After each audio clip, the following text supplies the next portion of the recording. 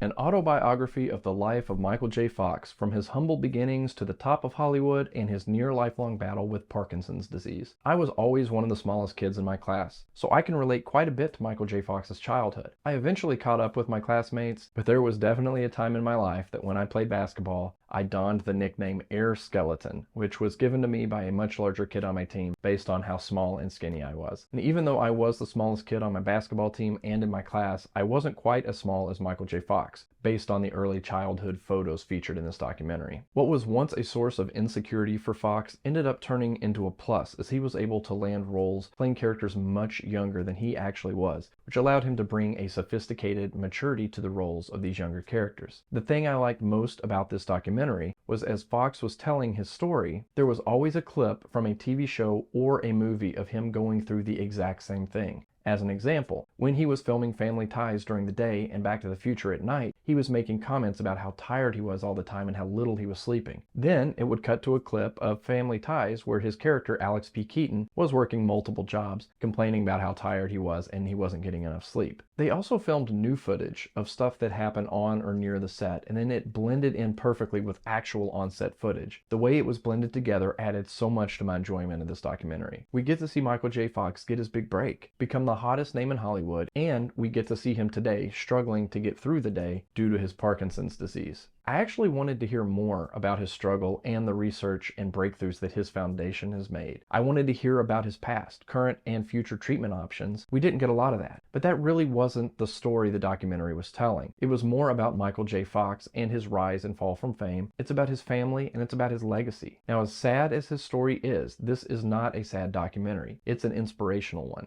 If you grew up in the 1980s, you were going to love this peek behind the curtain of one of the biggest and most iconic stars of the decade.